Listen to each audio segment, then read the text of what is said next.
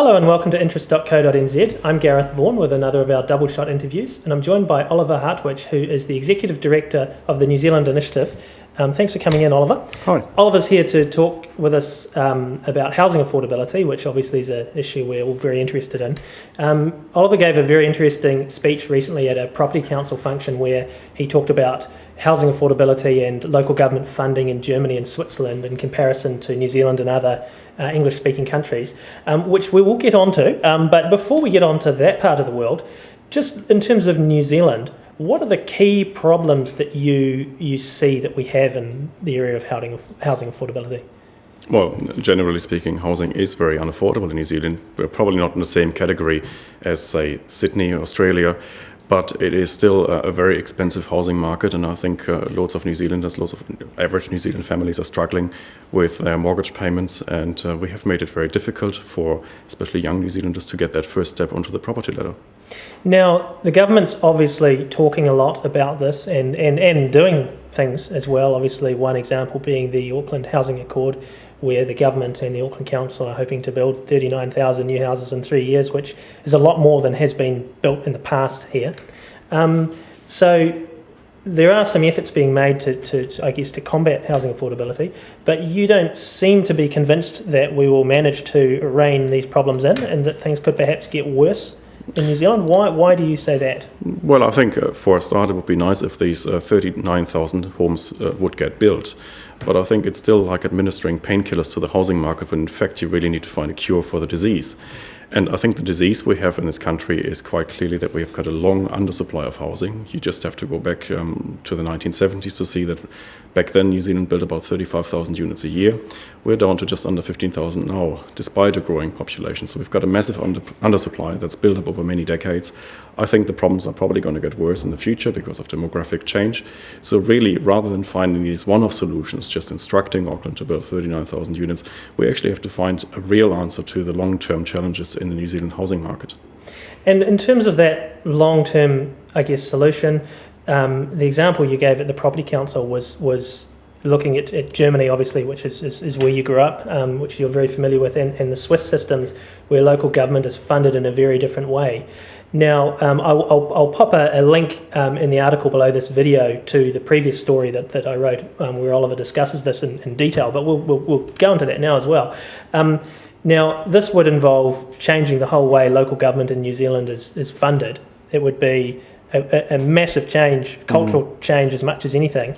Now, can you just, tell us exactly what you'd like to see changed with local government and whether you think it's really feasible, because it would be a big change. Well, just perhaps as a starting point to explain where I'm coming from, I did some housing research when I worked in London a few years ago, and my first project working for the think tank Policy Exchange was really dealing with housing affordability. And for me, coming from Germany, this was a completely different field because I wasn't used to the kind of property market inflation Britain has experienced now for many decades.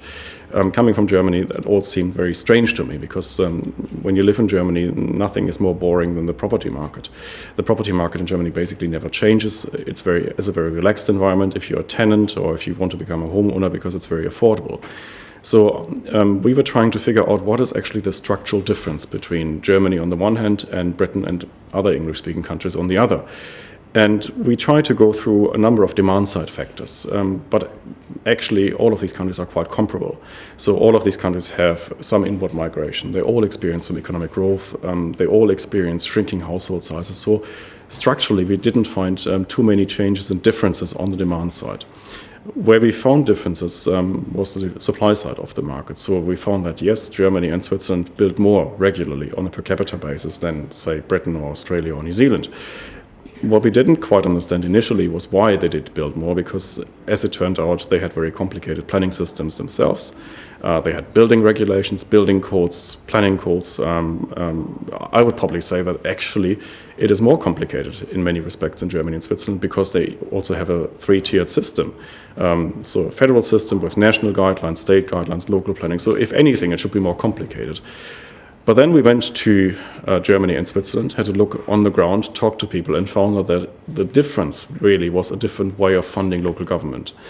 To understand the difference, basically put yourself in a position of a planner in an English-speaking country. When it comes to development, you have to pay for a lot of the infrastructure that goes with it, but you wouldn't automatically get an upgrade in your council's budget to pay for that. And to make matters even worse, you have to deal with the NIMBYs, not in my backyard, or with the bananas, the faction of people, build absolutely nothing anywhere near anyone. So there's a big anti-development brigade. And so there is nothing to win, neither financially nor politically, for planners on the ground. What we found in Germany and Switzerland was the opposite. Especially in Switzerland, they have local income taxes, so any new resident pays into a council's or a canton's budget, and therefore they can fund the extra required infrastructure out of that. They can also then exploit some economies of scale, so you can actually finance the existing infrastructure with a larger population. And the existing population then benefits because they may get better public infrastructure or they may get tax cuts eventually. So we found that very interesting, and we came to the conclusion in our research that the planning system, yes, it would be nice if you could change it, if you could make it a bit more flexible and responsive to price signals. But really, the big differences between countries that have kept their housing market stable over long periods of time and the English-speaking world was really the differences in local government finance. And that's where I think New Zealand has lessons to learn. We should make sure that when it comes to development, the costs and benefits occur at the same level of government. Currently, we send a lot of the benefits from development to the national government because they collect the vast amount of the taxes. Really, the bulk of all taxes generated go to Wellington. But the costs are often then borne by local government. They have to provide the roads, they have to provide extra infrastructure, they have to deal with political resistance. And I think we have to balance it out again. Now, Germany and Switzerland, they do have some issues with housing affordability at the moment. The Bundesbank recently warning that apartments in Germany's big cities are up to 20% overvalued, with 25% price rises since 2010. And Swiss banks being forced to hold more capital as a buffer against a property boom there, with prices up around 20% since 2008, which doesn't sound too bad compared to Auckland, but nonetheless it's a problem. So, I mean, obviously they're not completely foolproof, the systems they have in those countries. No, but the dates that you mentioned are actually quite telling, since 2008, 2010. So it basically coincides with the Euro crisis. You can see that interest rates have fallen in the Eurozone. The ECB is now going through a period of activism to deal with the Euro crisis. And what we see in the housing market is a direct result of that. So money is generated, it has to find a safe haven, and therefore it goes into property. Not just into property, you can also see it in the German stock market. The stock market last week went through the 9,000 barrier, the DAX. That's money that just needs to find a place to be invested, rather than staying in accounts and savings accounts where it doesn't yield any interest anymore in the Eurozone. And for the same reason, money is flowing into Switzerland. I mean, the Swiss National Bank is fighting the appreciation of the Swiss franc. I don't think that has anything to do really structurally with the responsiveness, the price responsiveness of the German or the Swiss property market. It really has everything to do with the Euro crisis. And a QE type asset bubble. Absolutely, yes. Now, you're also quite dismissive of the idea of a capital gains tax. Now, obviously, Germany does have a 25% one, and the Labour Party wants to bring one in here. You also don't seem to favour the loan-to-value ratio restrictions the Reserve Bank is using in New Zealand at the moment, or the Labour Kiwi Bill policy, or banning foreign owners. Why do you not think any of those policies could work? Obviously, capital gains tax and the foreign ownership bans are in place in a lot of other countries. Well, if you look at capital gains taxes, first of all, there are always exemptions on the capital gains tax. You always typically exempt your family home, no matter how much of capital gain you've made over the time that you owned it. Australia, of course, had capital gains taxes as well, and I would argue they haven't really done anything to keep housing affordable in Australia. If anything, housing in Australia is less affordable than in New Zealand. The problem that I have with all of these solutions is that it typically start with the demand side.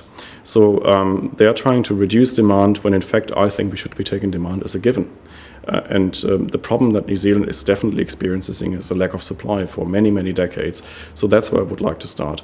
And introducing LVR ratios, introducing bans on foreign ownership, introducing a capital gains tax.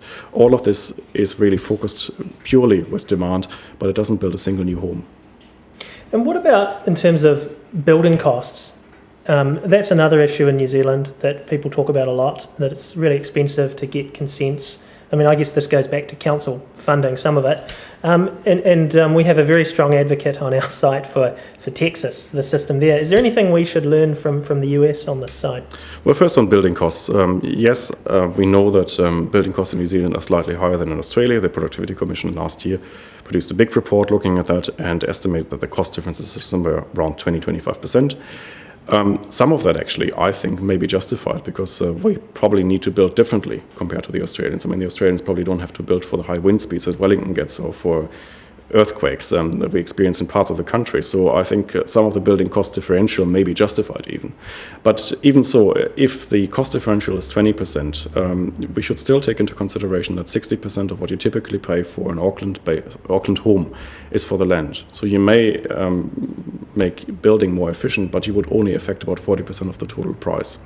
So I think that's not the way to go about it. If you really want to solve the housing crisis, you have to start with land and land availability. And on the other issue of Texas, I think Texas is a very interesting model on how to deliver infrastructure, water infrastructure in particular.